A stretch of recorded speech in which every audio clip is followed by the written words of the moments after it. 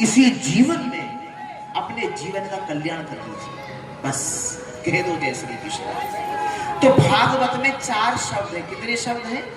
4। बताएंगे रावण के 10 सिर क्यों दिखाए जाते हैं, पर रावण के 10 सिर नहीं होते। समझ गए?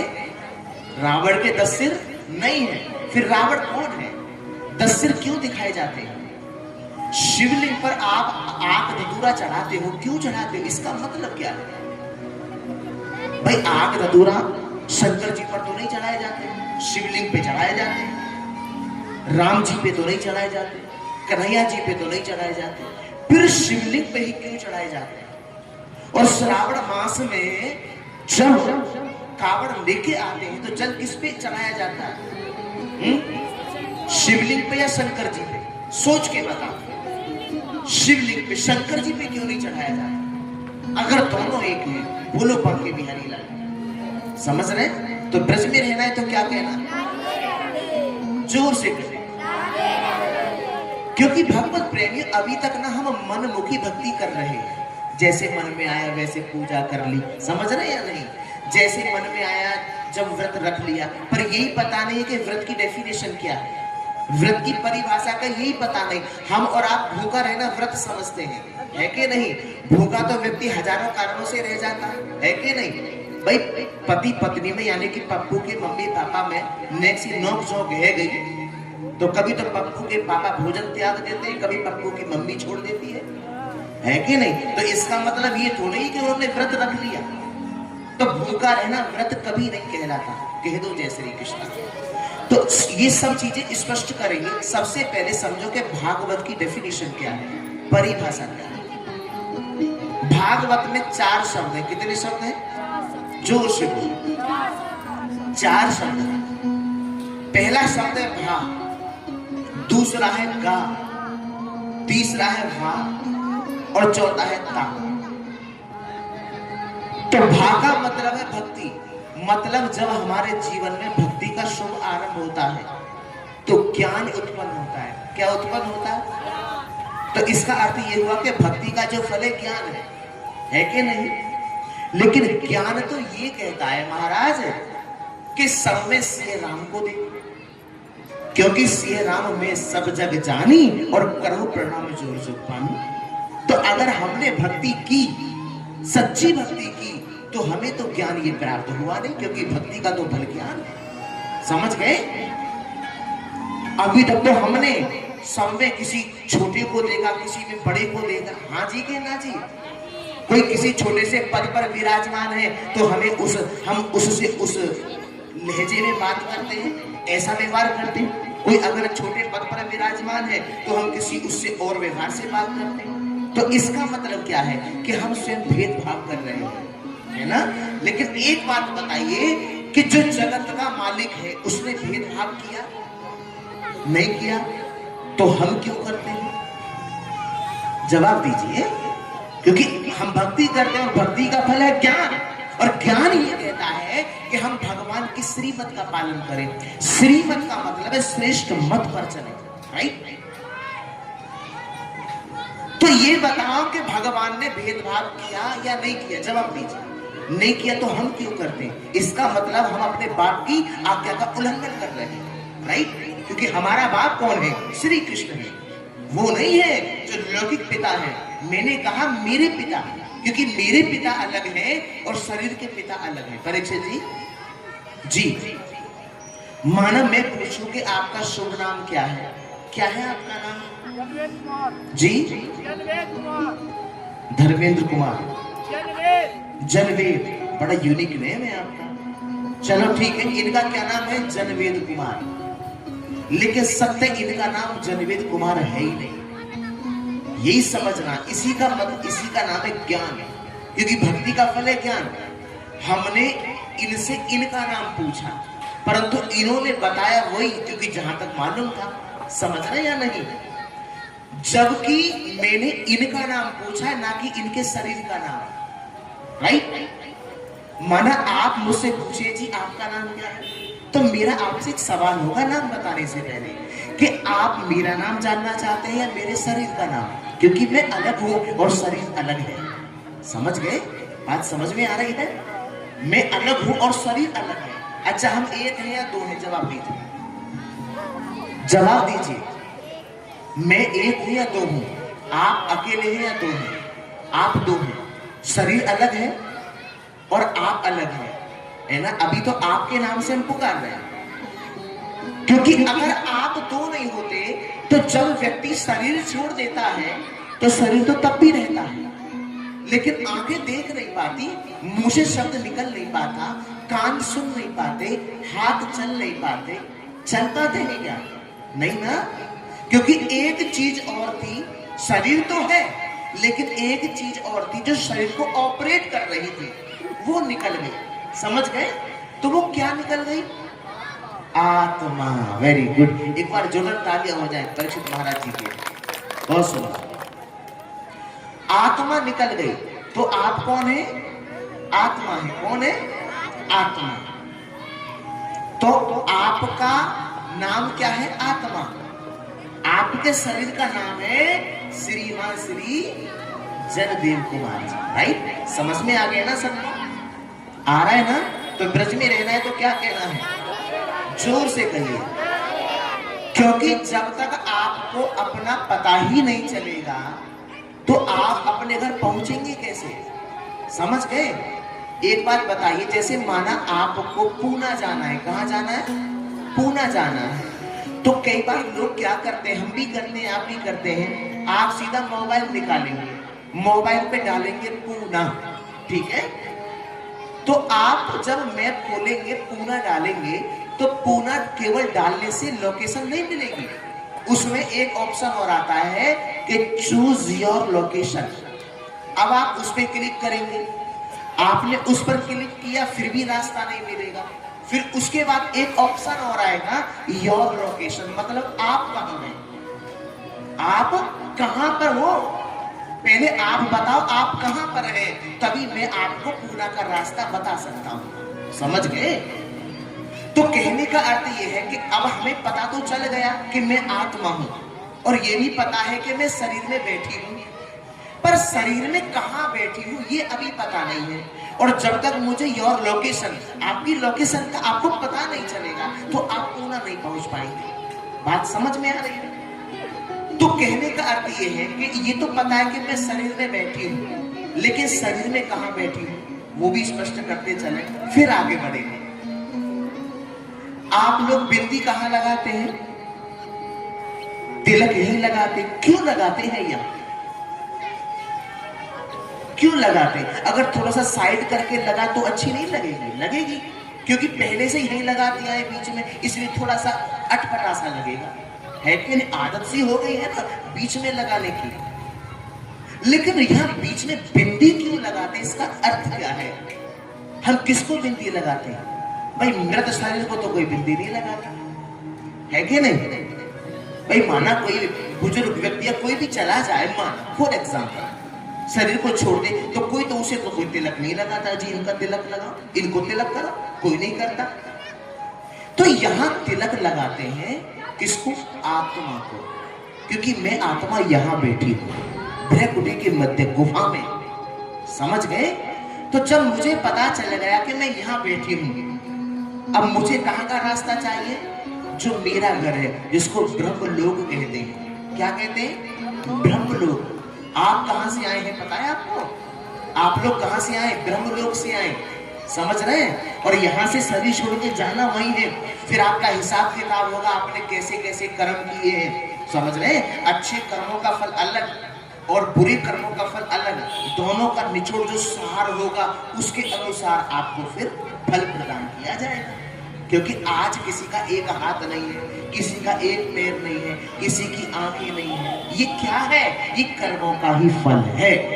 क्योंकि को न काहू सुख दुख करी दाता, और निज कृत कर्म भोग सब विधाता।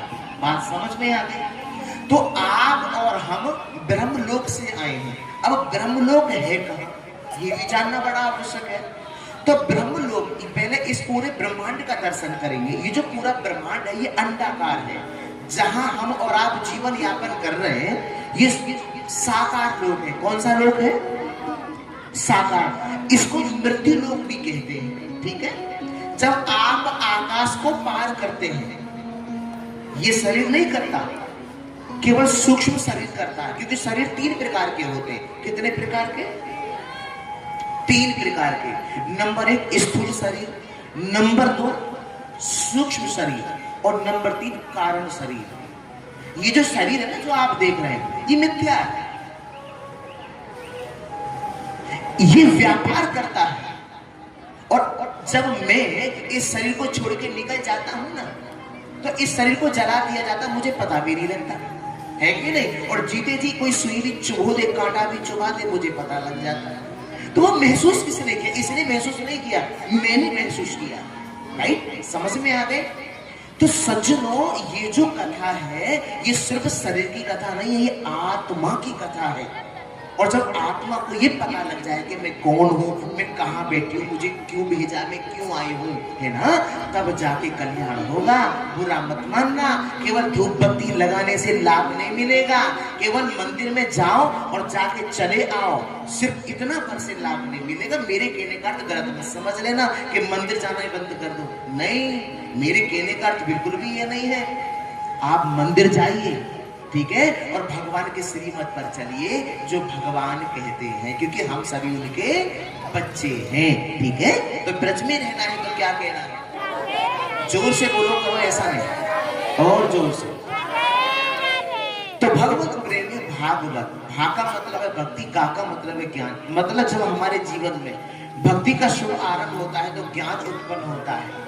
तीसरा शब्द है वाक, मतलब वैराग्य पैदा होता है। कब? जब ज्ञान पैदा होता है तो वैराग्य पैदा होगा। जब वैराग्य पैदा होगा परीक्षित जी, तो अंतिम शब्द है भागवत जी का ता, तो उस परम तत्व की प्राप्ति हो जाएगी। किसकी? परम तत्व की।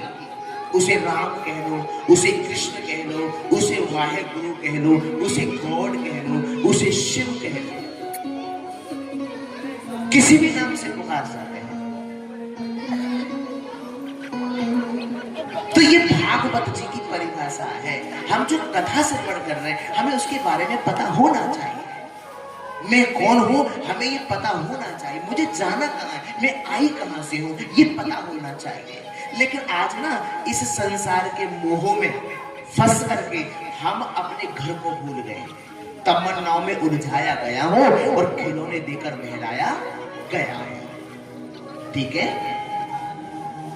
तो यहां लिखा है क्या? सच्चिदानंद रूपाय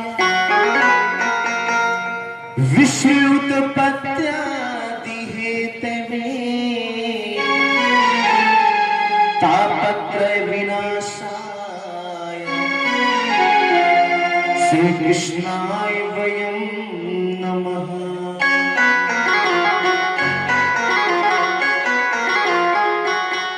तो सच्चिदानंद रूपाय विश्व उत्पत्त्यादि हेतवे तापत्रय विनाशा श्री कृष्णाय वयं नमः।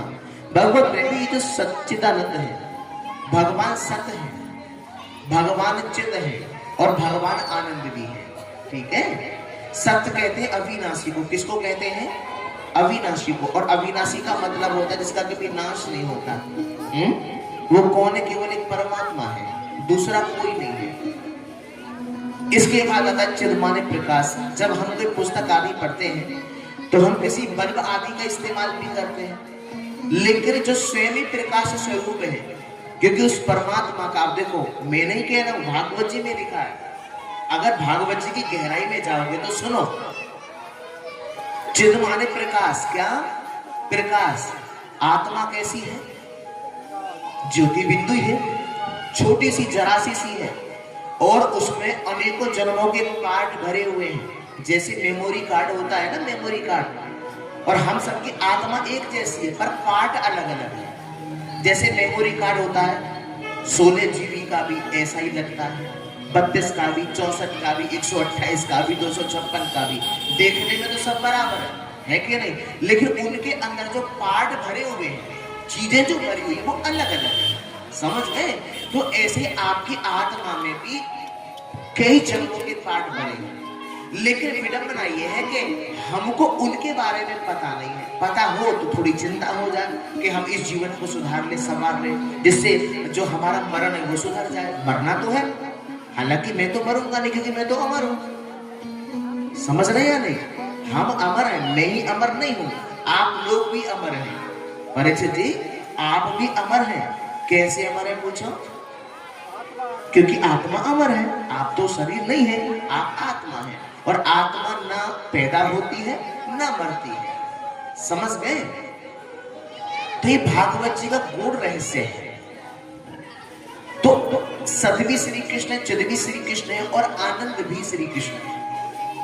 सच्चिदानंद रूपा विश्व उत्पत्ति आदि हेतु, जो विश्व को बनाते हैं और फिर इसका लालन पालन करते हैं और फिर इसे लय कर देते हैं। तापत्र विनाशाय, बोले जिनमें तीनों प्रकार के तापों को विनष्ट करने की सामर्थ्य है। श्री कृष्णाय वयम नमः, ऐसे श्री कृष्ण को हम नमन करते हैं। बोलो श्री कृष्णाय वयम नमः। तो तीन प्रकार के जो ताप हैं वो कौन कौन से बताए हैं? बोले दैहिक, दैविक और भौतिक। लेकिन अगर व्यक्ति भगवान की शरणागति हो जाता है तो ये तीनों प्रकार के ताप उसे कभी व्यापते नहीं है। कहा, कोई तन दुखी, कोई मन दुखी, कोई धन बिन रहते उदास, और थोड़े थोड़े सब दुखी, सुखी राम के दास। तो कहा, कोई तन दुखी, कोई मन दुखी, कोई धन बिन रहत उदास, और थोड़े थोड़े सब दुखी, सुखी राम के दास। भगवत प्रेमी संसार में वैसे ना एक भी व्यक्ति ऐसा नहीं है जो ये कह सके कि मैं सुखी हूं। कोई सुखी नहीं है, क्योंकि कोई तन दुखी है, कोई मन दुखी है, कोई धन बिन रहत उदास है। ऐसे अनेकों व्यक्ति को आपने देखा होगा। वैसे तो सब कुछ है, लेकिन शरीर रोगों से भरा पड़ा। हमने कितने लोगों को देखा हाथ में थैली लेके घूमना पड़ रहा है। समझ रहे हैं या नहीं? कितने लोगों को हमने देखा। मैं आपकी जानकारी के लिए बताता चलूं, बुरा मत मानना, और मानोगे तो भी चलेगा। एक व्यक्ति दूध का काम करता था। किसका काम करता था? किसका? दूध का। और दूध में मिलाता था पानी। क्या मिलाता था? पानी। माता जी उसके फेफड़ों से पानी निकला, कई दिन हॉस्पिटल में एडमिट रहा। एक व्यक्ति की तो ये कहानी सुनी। दूसरा एक व्यक्ति ऐसा है कि उसकी काफी मतलब पशु है उसके, डेयरी का काम करते हैं, वृद्ध अवस्था आ गई है, दूध में पानी मिला के बेचना। आज उस व्यक्ति की ऐसी हालत है, कई दिन हॉस्पिटल में एडमिट होकर आया, वृद्ध अवस्था है, और भगवत प्रेमी अब थैली हाथ में लेके घूमना पड़ रहा है। समझ रहे मेरी बात को? थैली समझ ही गए होंगे आप। तो ब्रज में रहना है तो क्या कहना है? तो मैं ये आपको इसलिए कह रहा हूं कि हम ऐसा दुष्कर्म करें क्यों? हम इतना चोरी से, इतना झूठ बोल के, छल कपट से नहीं कमा पाएंगे जितना बर्बाद हो जाएगा। समझ रहे हैं या नहीं? इसीलिए भगवान कहते हैं कि अगर सच्चाई से मांगोगे तो माला माल कर दूंगा। अगर सच्चाई से मांगोगे तो माला माल कर दूंगा, अगर छल कपट से मांगोगे तो कंगाल कर दूंगा। कंगाल कर दूंगा, भगवान ये कहते हैं। क्यों छल कपट से इकट्ठा करना है? क्या करना है बताइए? इसीलिए ये जो जीवन आपको मिला है, हर कर्म को सोच समझ के करिएगा, क्योंकि भगवान कभी आपका मुकद्दर नहीं बनाते, आप स्वयं अपना मुकद्दर बनाते हैं। यदि आज आप दुखी हैं तो इसमें भगवान का दोष नहीं है, इसमें आपके कर्मों का दोष है। यदि आपका शरीर रोगों से भरा पड़ा है तो आपके कर्मों का दोष है। आपका बेटा ठीक नहीं है, आपकी बेटी ठीक नहीं है, तो आपके कर्मों का परिणाम है। इसलिए जैसी करनी वैसा फल, आज नहीं तो निश्चय कर। खुश हो जाए घर सावरा तो हर ठाठ देता है, और ज्यादा उड़ने वालों के पर काट देता है। ताली बजाने का मन करता तो खुल के बजाया करो, ठाकुर जी के, गुरुदेव भगवान के लिए। आप ही तो कहते हो कि जब ऊपर वाला देता है तो छप्पड़ फाड़ के नहीं देता। अब ही गलत जा रहे हो, लेंटर फाड़ के देता है। क्या फाड़ के?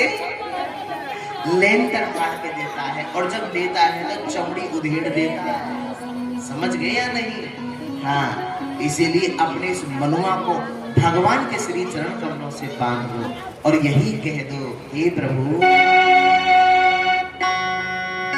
जहां विराजे राधा रानी,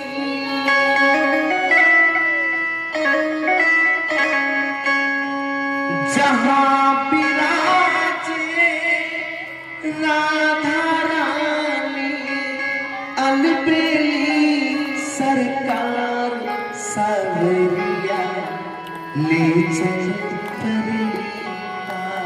उठा लो दोनों हाथों को और मस्ती में झूमते हुए चलना है। 1 2 3।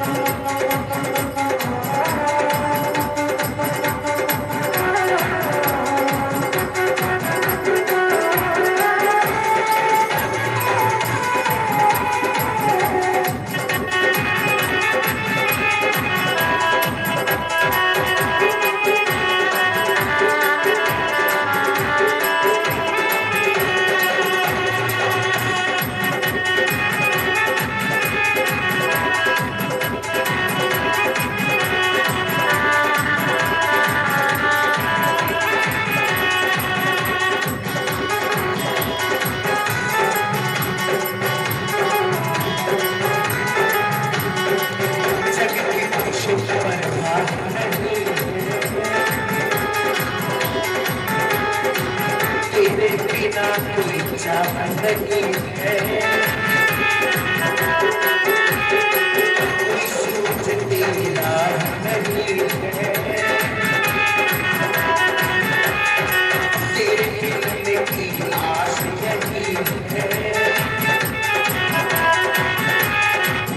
मेरे प्रीतम मेरे पानी, मेरे प्रीतम मेरे पानी, कर दो मेरा सावरिया जग पर लीला, कन्हैया जग पर लीला।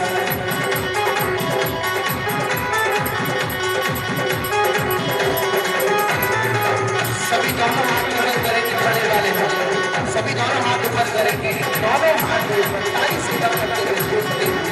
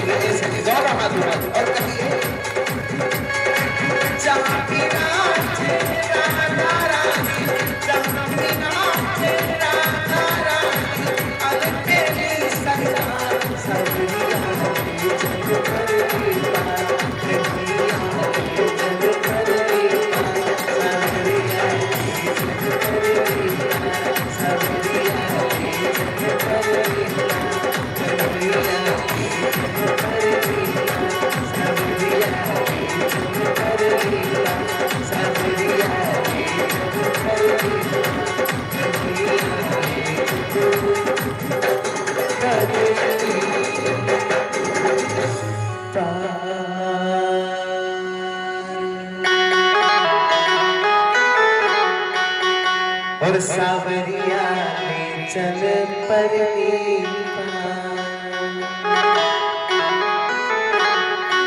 सभी बोलो सावरिया ने चल और सावरिया मुझे सभी बोलो सभी को कहना है सावरिया ने चल जहाँ विराजे राधा रानी जहाँ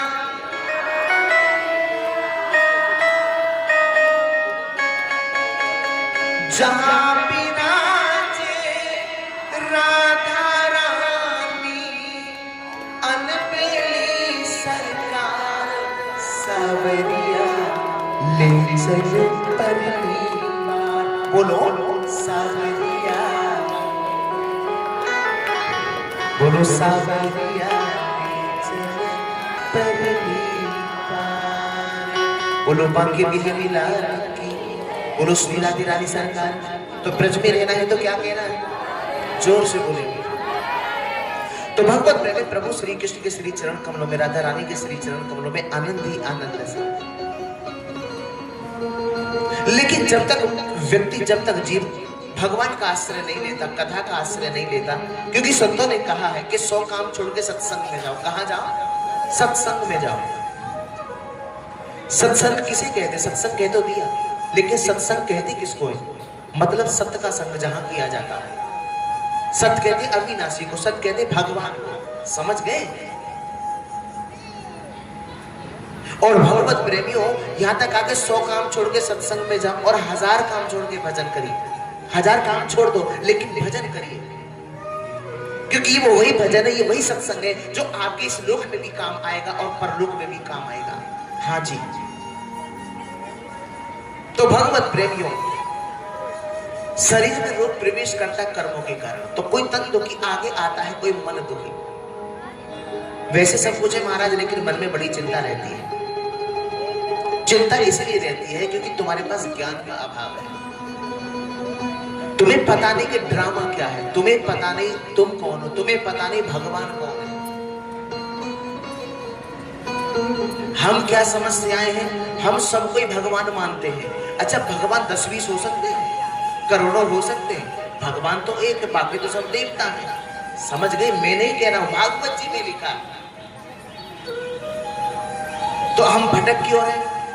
भटक इसीलिए रहे क्योंकि कोई सही मार्गदर्शक नहीं मिला। अब जिसको जितनी समझ होगी वो उतना ही तो समझा पाएगा। हाँ जी के ना जी। भाई जिस तिजोरी में जो भरा होगा वही तो निकल के आएगा, जो है ही नहीं तो वो क्या देगा? अब हम आपसे ये तो कह नहीं सकते कि आप बस समोसा खा लीजिए कृपानी शुरू हो जाएगी।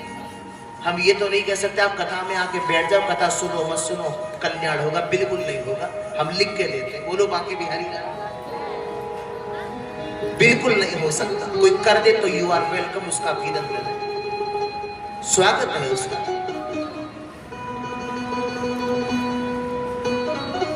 इसीलिए कोई मन दुखी, मानसिक चिंता है। कभी बेटा नहीं सुनता, कभी बेटी नहीं सुनती, कभी पत्नी नहीं सुनती, कभी पति नहीं सुनता।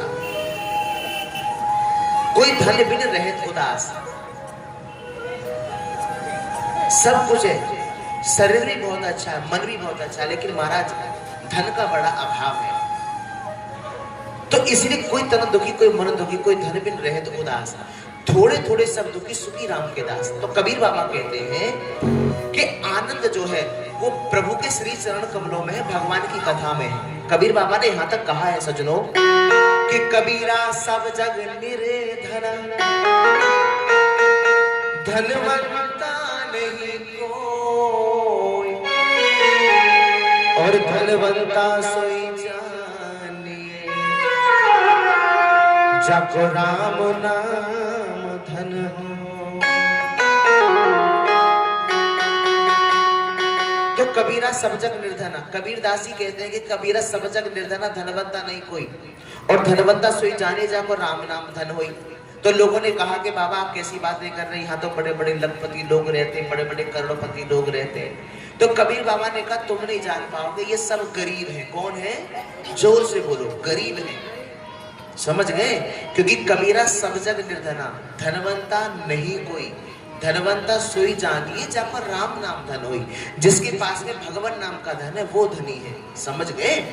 अगर माना आपका अपना घर नहीं है तो आप घबराया मत करो, चिंता मत करो।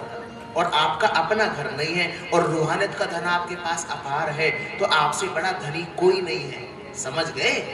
ये ईंट पत्थर चूने से बने मकान सब ही रह जाएंगे, ये आपको सिर्फ रहने को मिले, ले जाने को नहीं मिले हैं। समझ रहे या नहीं? कि जब तक तुम जीवित हो इसमें रहो, इसको भोगो, आनंद से रहो, और इसके बाद कोई और भोगेगा इसे। समझ रहे या नहीं?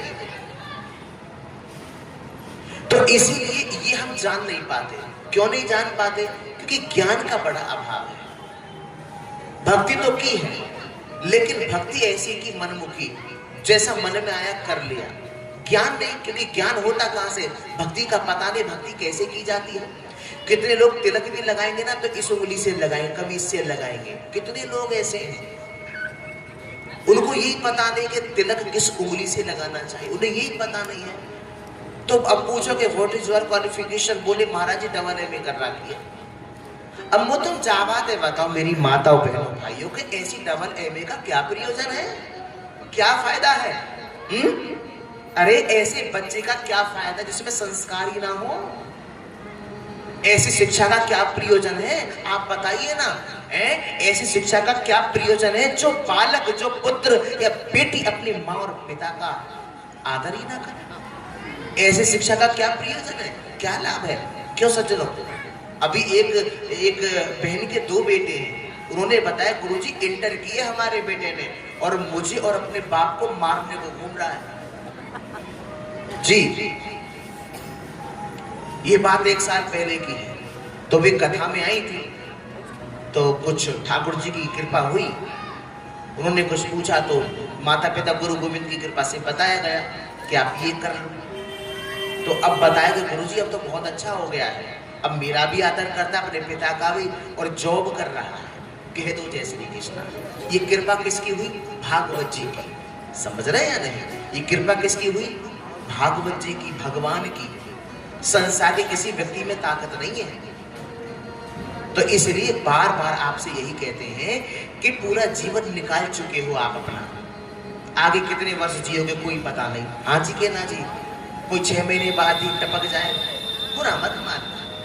हाँ क्लियर है महाराज, कोई 1 साल बाद, कोई 6 साल बाद, कोई 10 साल बाद, कोई 20 वर्ष बाद, कोई 50 वर्ष बाद। हाँ जी के ना जी, क्योंकि अभी कहा था ना कि आया है सो जाएगा राजा रंग फकीर, और योजना बना रहे के वर्ष पीछे की। हाँ जी के ना जी।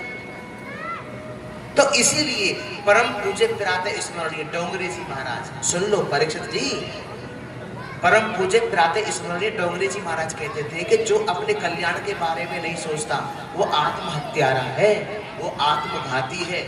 हाँ वे संत कहते थे तो हम अपने कल्याण के बारे में अगर नहीं सोच रहे हैं तो हमसे बड़ा दुश्मन स्वयं का कोई नहीं है। समझ गए? तो इसीलिए मेरी माताओं बहनों भाइयों अपने कल्याण के बारे में सोच लो। भगवान ने आपको ये कथा प्रदान की है तो इसका आप पूर्ण रूप में लाभ उठाओ और औरों का भी कल्याण कराओ। ठीक है? तो ब्रज में रहना है तो क्या कहना है? जोर से कहना एक बार और। तो भगवत प्रेमियों, इसीलिए अमीर वही है, धनी वही है जिसके पास में भगवान नाम का धन है। तो हम धन कितना इकट्ठा करते हैं, हमने किया भी है या नहीं? हम अपने आप से पूछे, अगर नहीं किया है तो आज से करना शुरू कर दीजिएगा। ठीक है? तो ब्रज में रहना है तो क्या कहना है? तो भगवत प्रेमी, इसके बाद गोविंद को प्रणाम किया गया क्योंकि भागवत जी के जो प्रधान देव है वो श्री कृष्ण ही है। इसके बाद आचार्य सुखदेव जी को भी प्रणाम किया गया जिन्होंने जन्म लेते ही संन्यास ग्रहण कर लिया और जिनके पिता महर्षि वेदव्यास उनके पीछे पीछे जा रहे हैं, आवाज लगा रहे हैं पुत्रो पुत्रो पुत्रो पुत्रो पुत्र। लेकिन वृक्षों से आवाज आती है कि जिनके आज आप पिताजी बने हैं वे कभी आपके पिता रहे होंगे। ऐसे आचार्य सुखदेव जी को हम सभी नमन करते हैं। क्या करते हैं? नमन करते। बोलो सुखदेव भगवान की। कई ना चीजें हमको अटपटी लग जाती है ना? अगर कोई कह दे राम नाम सत्य, अरे अरे पागल है, क्या बोल रहा है, तेरी बुद्धि तो ठीक है। अरे भैया वो उसकी बुद्धि तो ठीक है, तेरी बुद्धि ठीक नहीं है। वो सही कह रहा है कि राम नाम सत्य है। हाँ जी के ना जी, राम नाम ही तो सत्य है और राम से बड़ा राम का नाम, राम बड़े नहीं है, उनका नाम बड़ा है। तो इसमें मतलब क्या, इसका अर्थ क्या है? क्यों भगवत प्रेमियों, ये किस राम की बात की गई है? ये बड़े समझने की बात है। एक राम दशरथ का बेटा और एक राम घट घट में लेटा, एक राम का जगत पसारा और एक राम जगत से न्यारा। और जो राम जगत से न्यारा है ये उस राम की बात की गई है और श्री रामचंद्र भगवान की। समझ गए? समझ में आ रहा है या नहीं आ रहा? तो इसीलिए ज्ञान का अभाव है, हम भटक रहे। राम जी ने रामेश्वरम में शिवलिंग की पूजा की है। आप गूगल पे सर्च करिएगा, रामेश्वरम में राम जी ने किसकी पूजा की है? शिवलिंग की। अब ये बता, पूजा अपने से छोटे की जाती है बड़े की? बड़े की। तो इसका मतलब राम जी से भी बड़े वो है ना? बात क्लियर है? वो भी कह रहे हैं कि मैं नहीं, मुझसे ऊपर भी कोई और है। तो हम किसी पार्षद को क्यों पकड़े? हम डायरेक्ट वहां क्यों ना पहुंचे? हाँ जी कि ना जी? कहीं सिफारिश लगाने की, किसी को दलाली देने की क्या आवश्यकता है? ये देना भी पाप है और लेना भी पाप है। एक एक पैसे का और एक एक शब्द का हर व्यक्ति को हिसाब देना पड़ेगा, देना पड़ेगा। इस पॉइंट को अंडरलाइन कर लीजिएगा। हर व्यक्ति को एक एक पैसे का और एक एक शब्द का हिसाब देना पड़ेगा। इसलिए ऐसी वाणी बोलिए जो मन का आपा कोई औरन को शीतल करे, आपको शीतल हो। 10 रुपए का नहीं परीक्षित जी, 1 रुपए का भी नहीं। 1 रुपए में जो 100 पैसे होते हैं ना, उसके एक एक पैसे का हिसाब देना सबको ध्यान रखना। जब हम शरीर छोड़ते कष्ट क्यों होता है, पीड़ा क्यों होती है? क्योंकि कर्म ठीक नहीं, कर्म ठीक नहीं थे। आपने ऐसे लोगों को भी शरीर छोड़ते देखा होगा कि जिनको शरीर छोड़ते वक्त कभी कोई कष्ट ही नहीं होता।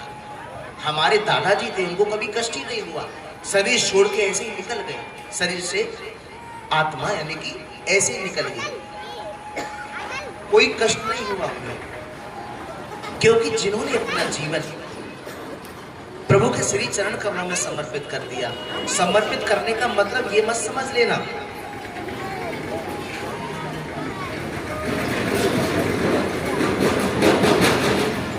इसका मतलब ये मत समझ लेना कि पप्पू के पापा की सेवा करना बंद कर दो, ये मतलब नहीं है। या पप्पू की मम्मी का आदर करना बंद कर दो, इसका अर्थ ये नहीं है।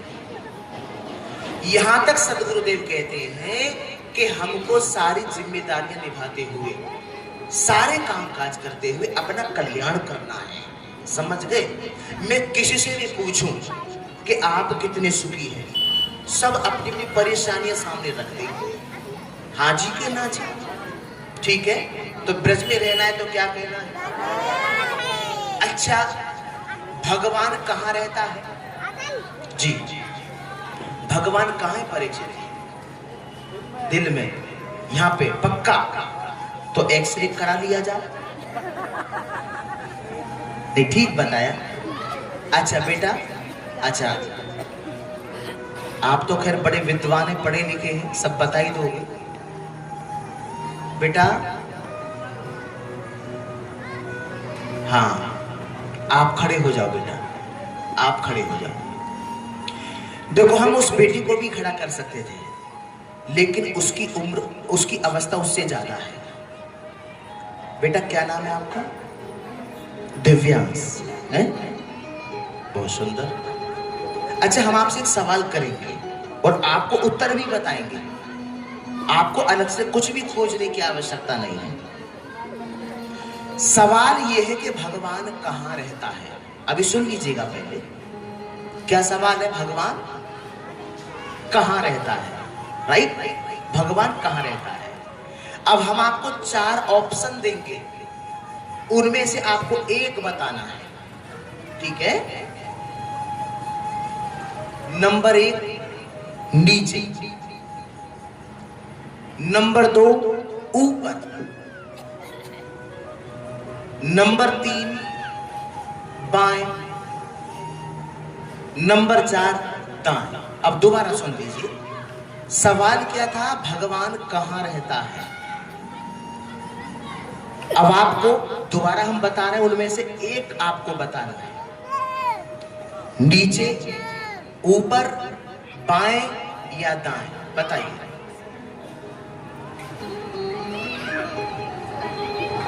ऊपर। एक इस बच्चे के लिए जोरदार ताली। कितनी उम्र है आपकी? 10 साल के हो, लग तो नहीं रहे। भूल गए होगे। चलो बैठ जाओ। एक बार इस बच्चे के लिए जोरदार तालियां हो जाए, दिव्यांश के लिए। इस जरा से बच्चे ने क्या उत्तर दिया परीक्षित जी? कहां रहता भगवान? ऊपर रहता। इसे कैसे पता है? ना तो इसकी मम्मी ने इसको बताया, ना इस पप्पू के पापा ने इसको बताया, ना हमने बताया, ना अध्यापकों ने बताया। इसको कैसे पता है? और आज हम भटक रहे। कहां भटक रहे? दर दर भटक रहे हैं। और अभी क्या कहा? हम और आप कहां से आए? ब्रह्म लोक से, परम धाम से, सुख धाम से। तो वो परमात्मा कहाँ रहता है? ऊपर रहता है। तो क्या हमें ऊपर नहीं जाना चाहिए? परीक्षित जी सोच रहे हैं कि महाराज अभी तो ऊपर मत भेजो। अरे महाराज आप जीते जी ऊपर जा सकते हैं, यहाँ बैठे बैठे आप परम धाम जा सकते हैं। समझ रहे हैं या नहीं? समझ गए? अगर एक बात बताइए कि आप बैठे बैठे जीते जी आपने मरना नहीं सीखा, तो ऐसी कथा श्रवण करने का क्या फायदा? बोलो बाकी बिहारी लाल की। समझ गए या नहीं? भाई राम कथा जीना सिखाती है और भागवत जीते जी मरना सिखाती है। समझ गए? तो परीक्षित जी ऐसा नहीं है, आप वहां जाओगे, ऊपर जाओगे और ऊपर जाके फिर नीचे आ जाओगे, और 1 घंटे में नहीं, 10 दिन में नहीं, 1 सेकंड में। हाँ, 1 सेकंड में ऊपर और फिर 1 सेकंड में नीचे। समझ गए? बस क्या करना है कि रास्ता देखना है। तो वहीं पहुंच गए ना, मैं कहाँ बैठी हूँ? यहाँ, ठीक है। मुझे कहाँ जाना है? सुखधाम, जहां मेरा पिता रहता है। समझ गए? ठीक है। कौन? परम पिता। तो जब मुझे पता चल गया मुझे क्या करना है, मुझे पता चल गया मैं यहाँ रहता हूँ, मुझे पता चल गया मुझे परम धाम जाना है, तो मुझे रास्ता मिल गया। समझ गए? अब कैसे जाना है? बस मन से जाना है। किससे? मन से। मन से क्यों जाना है? क्योंकि आत्मा की 3 शक्तियां होती है। कितनी? जोर से बोलो। नंबर 1 मन, नंबर 2 बुद्धि और नंबर 3 संस्कार। मन विचार करता है और बुद्धि निर्णय लेती है, वही संस्कार बन जाता है। आपने देखा होगा कई बार बैठे बैठे आप अपने घर में मन से ही आप ना जाने कहां कहां पहुंच जाते हो, है कि नहीं? केवल अरे अरे कहां चले गए, अभी क्या सोच रहे थे? अरे नहीं कुछ नहीं सोच रहा, तो आप मन से कहीं चले गए थे। समझ रहे? तो जब आप मन से पूना जा सकते हो, मन से फर्रुखाबाद जा सकते हो, मन से फरीदाबाद जा सकते हो, तो क्या मन से परमधाम नहीं जा सकते? जा सकते हैं। बस आवश्यकता है उसके रास्ते को जानने की, बस। ठीक है? और आप जब वहां पहुंच गए तो आपको वो परमात्मा शक्तियां देगा और फिर आपको वो मिलेगा जो आप जीवन में चाहते हैं। कह दो जय श्री कृष्ण। ठीक है? तो ब्रज में रहना है तो क्या कहना? जोर से कहना। तो आइएगा भगवत प्रेमियों, अभी वहां पहुंचने से पहले अभी पहले नैमिषारण्य क्षेत्र की ओर चलते हैं, परमधाम बाद में चलेंगे। ठीक है? नैमिष की ओर चलते हैं, जहां पर 88,000 संतजन विराजमान है और जिनकी बड़ी लंबी लंबी आयु भी है। और एक तो ऐसे भी संत हैं जिनके जीवन में ना जाने कितनी बार तो इंद्र बदल गए, कितनी बार इंद्र बदल गए। भगवत प्रेमियों, प्रातः काल ये सभी संत महापुरुष अपने कार्यों से निवृत्त होकर के जैसे बैठे, तो इनकी मंडली में सूत जी महाराज का आगमन हुआ। ये जो सूत जी महाराज है ना, ये अवस्था है केवल 20 वर्ष की, और ये महर्षि वेदव्यास जी के परम शिष्य हैं। अब जैसे ये आए तो ये सभी शौनकादिक ऋषि इनको देखे खड़े होने लगे, मतलब आदर करने लगे। तो सूत जी महाराज बोले, अरे कहाँ तो आप बड़े बड़े संत महापुरुष और कहाँ मैं छोटा सा एक 20 वर्ष की अवस्था वाला बालक, आप मुझे देखे खड़े हो रहे, आखिर क्यों? तो शौनकादिक ऋषि बोले, महाराज आप यदि उम्र में छोटे हैं तो क्या हुआ, लेकिन शास्त्र कहता है क्या? धन वृद्धा बल वृद्धा आयु वृद्धास्तथैव च ते सर्वे अपि ज्ञान वृद्धाश्च किंकिरा शिष्य किंकरा।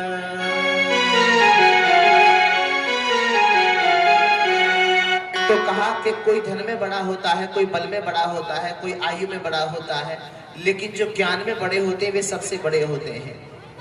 तो महाराज आप तो करोड़ों सूर्यों के समान हैं, अब आप हमें ऐसी कोई कथा श्रवण कराइए जिससे मानव के हृदय में जो अज्ञान रूपी अंधकार बैठा है वो कैसे दूर होगा। तो भगवत प्रेमी सूत जी महाराज कहते हैं कि आपने जो सवाल किया है, आपने जो प्रश्न किया है, अच्छा प्रश्न किया है, लेकिन भागवत जी का अधिकार तो देवताओं को भी दुर्लभ रहा है। क्योंकि एक समय की बात है कि जब आचार्य सुखदेव जी राजा परीक्षित को कथा अमृत का पान करा रहे थे, आस्वादन करा रहे थे, तो उस समय स्वयं देवतागण अमृत कलश लेकर के आगे थे लोग से, और उन्होंने कहा कि महाराज आप जो कथा राजा परीक्षित को श्रवण करा रहे हैं वो हमें पान करा दो। तो आचार्य सुखदेव जी ने कहा था कि ये देवता इतने दयालु कब से हो गए। और राजा परीक्षित से भी कहा था कि राजन जो कथा आप पान कर रहे हो वो हमें पान कर लेने दो, और ये अमृत जो हम लेके आए हैं इसे तुम पान कर लो। तो राजा परीक्षित ने भी कहा था कि मैं घाटी का सौदा नहीं कर सकता, क्योंकि आपके पास तो केवल अमृत है और मेरे पास कथा प्लस अमृत है, इसलिए इसे कथा अमृत कहते हैं। समझ गए? इन बच्चों को शांत करिएगा प्लीज। तो भगवत प्रेमियों, लेकिन उनको अवक्त समझा कि नहीं, मुझे घाटे का सौदा नहीं करना, तुम चले जाओ यहाँ से। आचार्य सुखदेव जी ने उनको कथा का दान नहीं दिया, और जब दान नहीं दिया तो भगवत प्रेमियों उन्होंने जाकर के ब्रह्मा जी से शिकायत की। ब्रह्मा जी ने तराजू ली, और तराजू के एक पन्ने में तो भागवत जी को विराजमान किया, दूसरे पन्ने में समस्त संसाधनों को विराजमान किया, और जैसे उठाया तो क्या हुआ? लघुन्यानी जातान गौरवेण इदम महत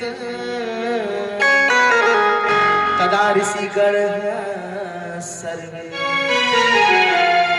विस्मयम् परमम् ययो।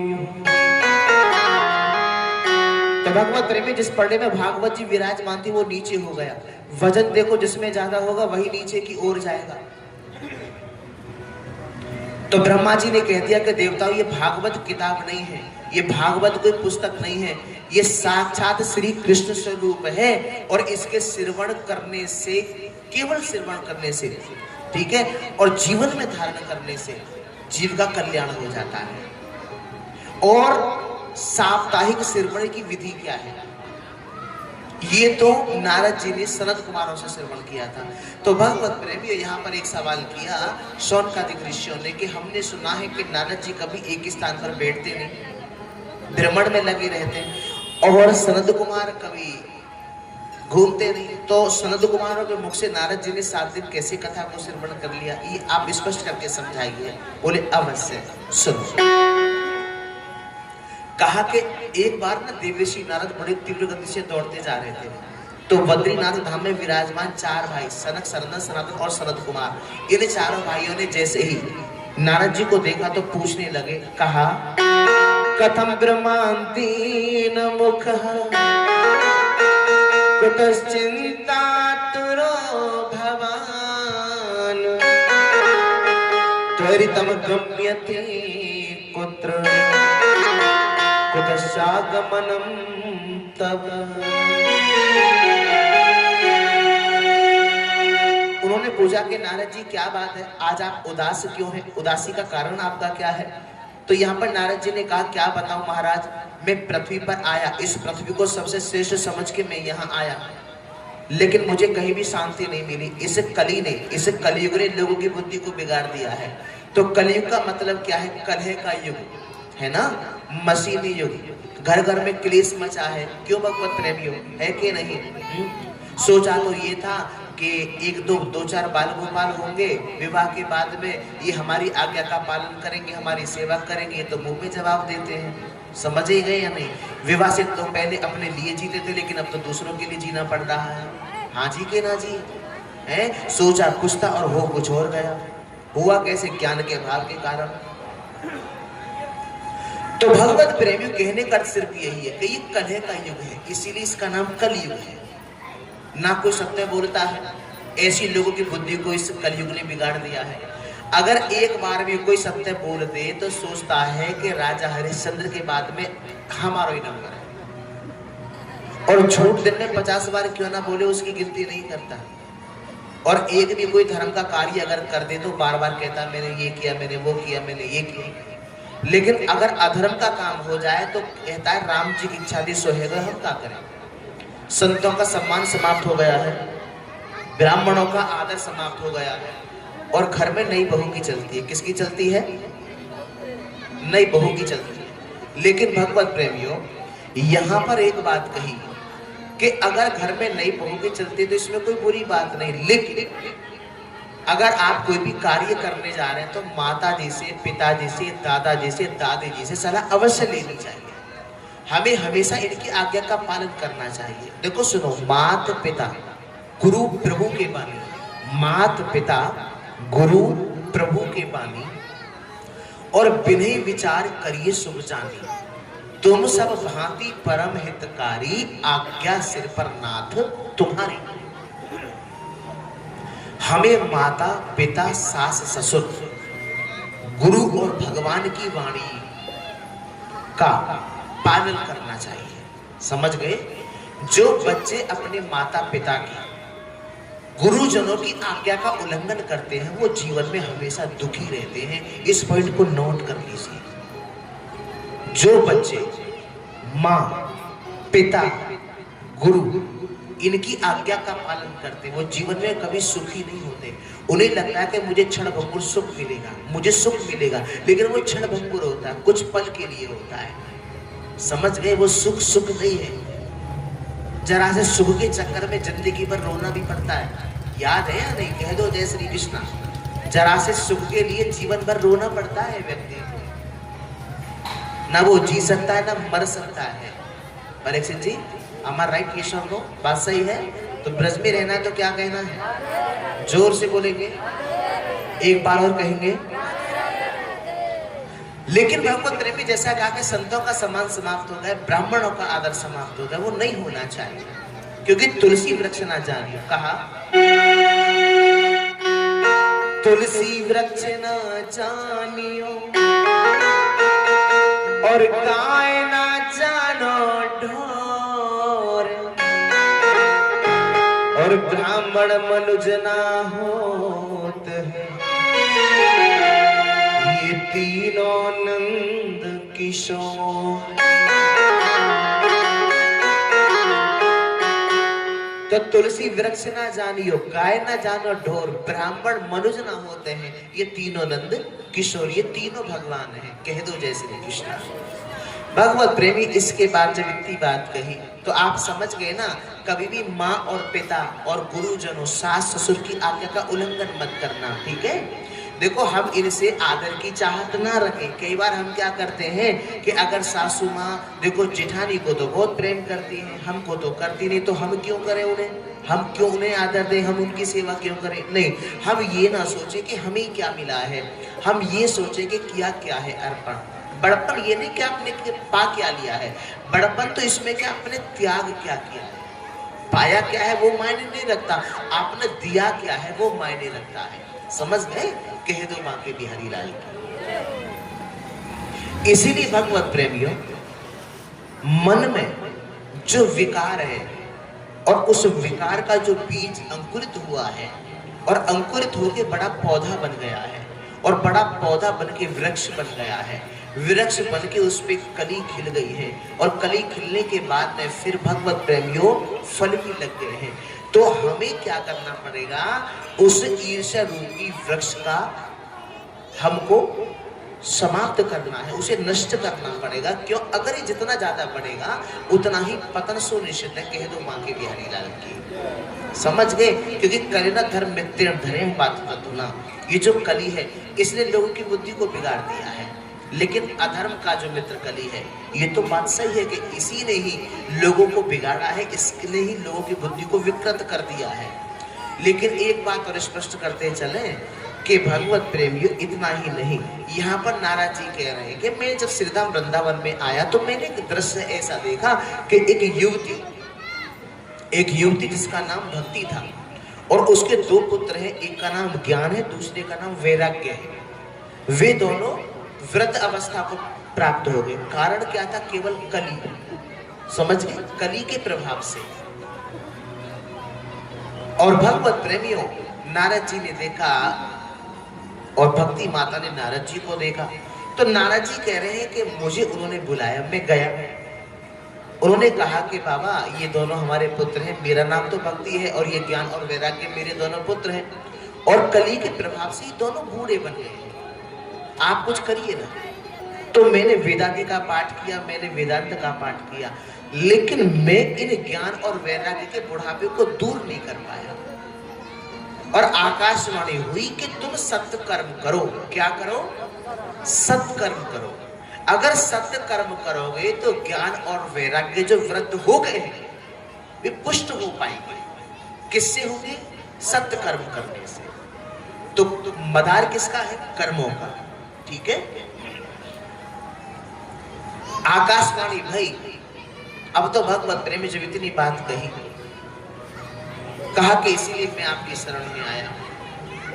तो भगवत प्रेमियों इतनी बात जैसे ही कही, तो यहां पर स्वयं कहा कि भक्ति माता के कष्ट की निवृत्ति करने का, ज्ञान और वैराग्य के बुढ़ापे को दूर करने का अगर कोई सात्विक साधन है तो वह केवल श्रीमद् भागवत कथा है। सत्कर्म सूचको नूनम ज्ञान यज्ञ स्मृत बुद्धि श्रीमद् भागवत सतु गीता शुकादिभिः।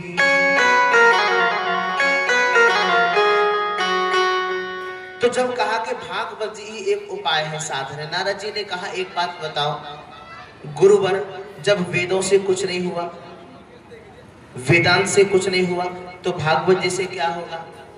तो भगवत प्रेमियों उन्होंने कहा कि वेद जो है वो वृक्ष है और भागवत उनका फल है। एक बात बताइए सज्जनों, जो स्वाद फल में होता है वो वृक्ष में थोड़ी ना होता है। अगर आप कहें कि भाई आम का फल तो बड़ा मीठा है, तो जिस वृक्ष से ये फल आया है वो तो और ज्यादा मीठा होगा, ये तो गलत बात है ना। तो स्वाद वृक्ष में नहीं होता, स्वाद फल में होता है। तो वेद क्या है? वृक्ष है और भागवत उनका फल है। नारद जी की बात समझ में आ गई। अब बोले हाथ जोड़ के गुरुदेव बड़ी कृपा आपने की, अब ये बताओ कि हम कथा कहाँ करें? बोले हरिद्वार में करो, वहां बड़ा सुंदर तट है जिसका नाम आनंद है। तो वहां नारद जी ने स्वयं बालू इकट्ठा कर करके व्यास मंच बनाया। अब तो सनद कुमार उस व्यास मंच पर आसीन हो गए। भक्ति ज्ञान और वैराग्य के लिए 3 आसन बिछा दिए गए। अब जैसे संतों को, महापुरुषों को, लोगों को पता चला कि भाई कथा का आयोजन किया जा रहा है, तो लंबी लंबी कतारें लगने लगी। कुंभ जैसा वातावरण बन गया, क्योंकि जो कथा के महत्व को जानते हैं वे तो दूर दूर से चले आते हैं, लेकिन जिनको कथा के महत्व के बारे में जानकारी नहीं है, तो सज्जनों वे पास होते हुए भी नहीं आ पाते हैं। क्योंकि भाग्य उदयन बहुजन्म समर्जिते, एक जन्म का नहीं, जब जन्म जन्मांतर के भाग्य उदय होते हैं तब कहीं जाके श्रीमद् भागवत कथा श्रवण में रुचि हो पाती है, तब रुचि हो पाती है। समझ गए? हाँ, उससे पहले नहीं।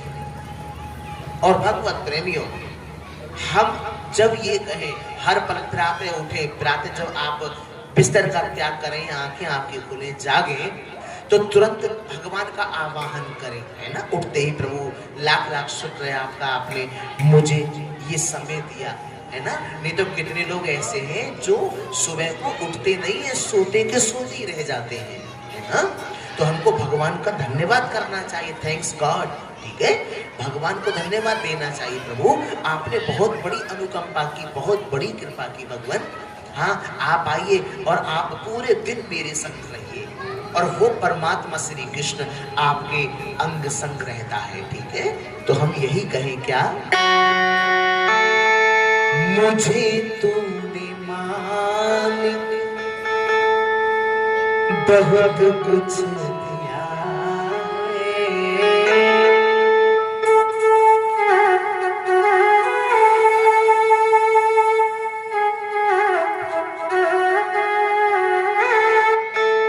मुझे तूने मालिक बहुत कुछ दिया है, तेरा शुक्रिया है, तेरा शुक्रिया है।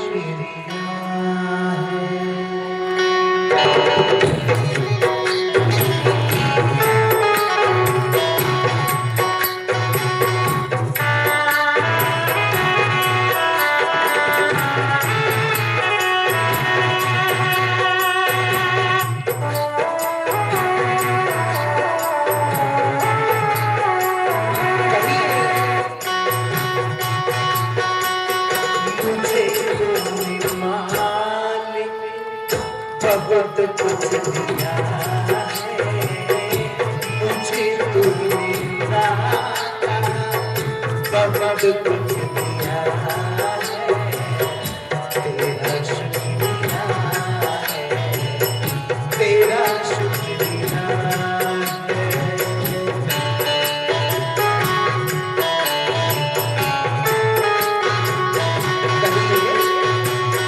मुझे तूने कृष्णा बहुत कुछ दिया है, मुझे तूने मालिक बहुत कुछ दिया है, तेरा शुक्रिया है, तेरा शुक्रिया है, तेरा शुक्रिया है, तेरा शुक्रिया।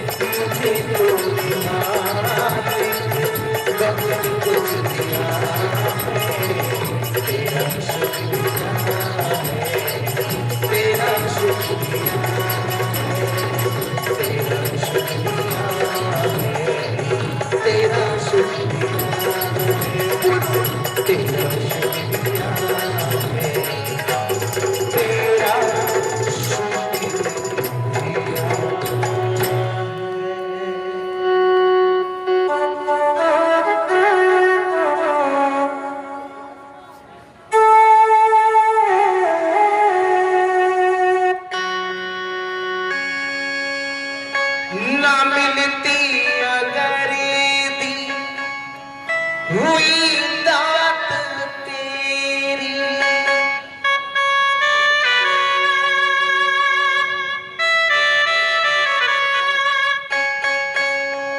ना मिलती अगर दी हुई दात तेरी, ज़माने में क्या थी औकात मेरी, ज़माने में क्या थी औकात मेरी।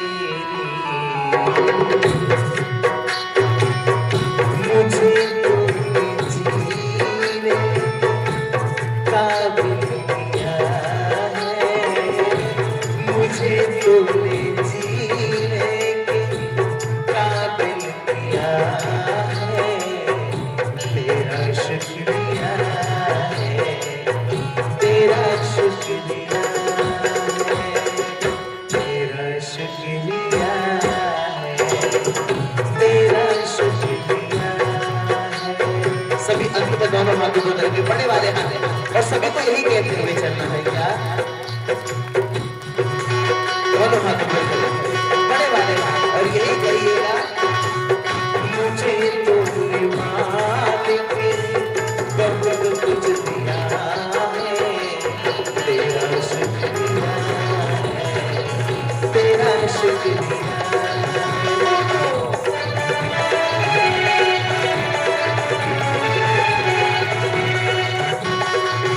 मुझे तूने दाता बहुत कुछ दिया है, मुझे तूने दाता बहुत कुछ दिया है, तेरा शुक्रिया है,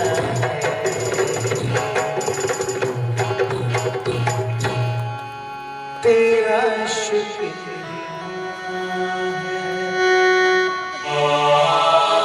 झांकी बोले आगे।